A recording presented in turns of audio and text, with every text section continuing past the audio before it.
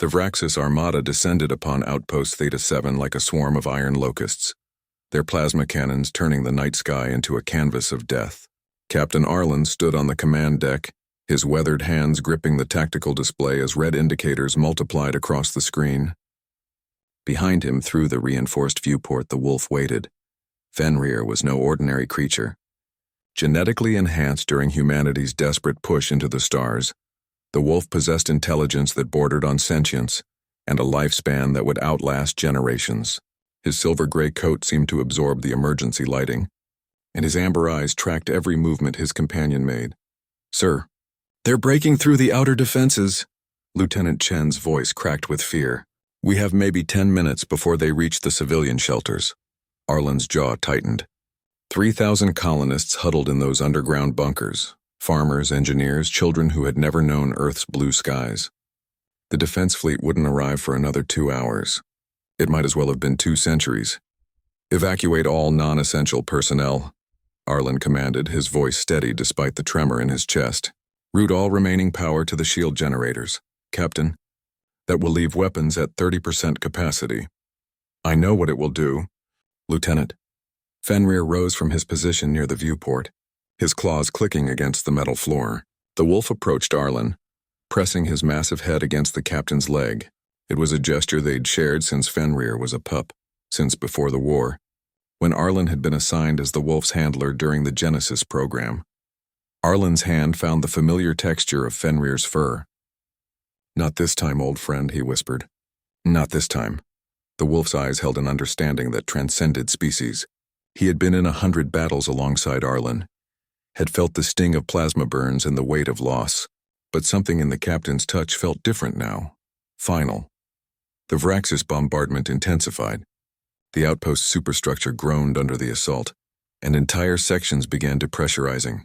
Arlen watched his crew scramble to their stations, young faces aged by war, and felt the familiar weight of command settle over his shoulders like a funeral shroud. "Sir, the shield generators are overloading. We're losing coverage on the western quadrant." Arlen's mind raced through tactical scenarios, each one ending in the same conclusion. The Vraxis wanted the mineral-rich moon of Theta 7, and they would exterminate every human to claim it, unless someone gave them a reason to pause.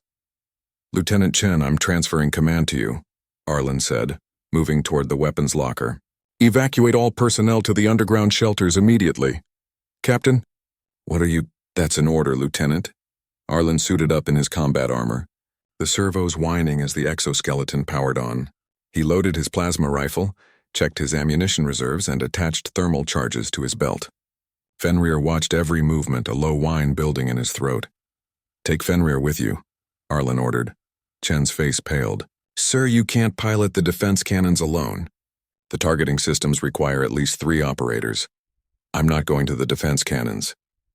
Arlen met his lieutenant's eyes. "I'm going to buy you time." Understanding dawned across Chen's features. "Captain, no. There has to be another way." "There isn't." Arlen placed a hand on Chen's shoulder. "Get those civilians out. Get Fenrir out. That's all that matters now." But as the evacuation alarm blared and personnel flooded toward the shelter access points, Fenrir refused to move. The wolf planted himself between Arlen and the door, his massive frame immovable. "Fenrir, go," Arlen commanded, using the authority that had always worked before.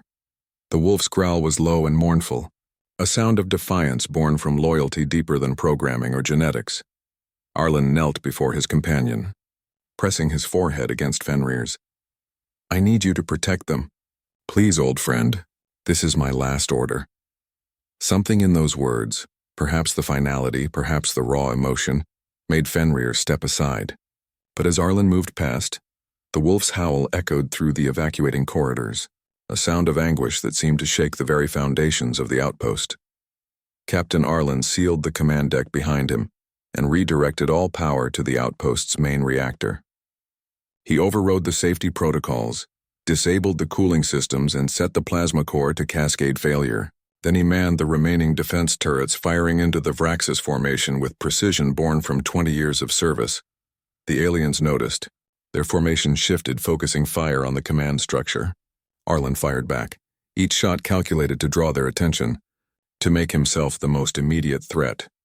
In the underground shelter, Lieutenant Chen sealed the blast doors as Fenrir howled again, a sound that made hardened soldiers weep. The reactor went critical. Captain Arlen watched the countdown timer and smiled. The explosion would take out the Vraxis vanguard, would give the defense fleet enough time to arrive and save the colonists.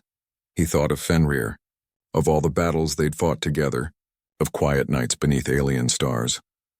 Worth it, he whispered as the world became light.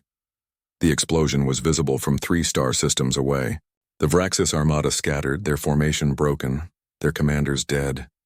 By the time they regrouped, human warships had arrived in force. Outpost Theta 7's 3,000 colonists survived. Lieutenant Chen survived, and Fenrir survived, but the wolf changed that day. For weeks after, he refused to eat, his howls echoing through the rebuilt outpost every night. The colonists tried to comfort him, but Fenrir would accept solace from no one. He took up position at the memorial erected for Captain Arlen, a simple marker overlooking the crater where the command deck once stood. And there, beneath stars that had witnessed humanity's courage, Fenrir howled. He howled for the human who had chosen 3,000 lives over one. He howled for a friendship that transcended programming and purpose. He howled until his voice grew hoarse, until his strength failed. Until the genetically enhanced body that was designed to last a century finally surrendered to grief.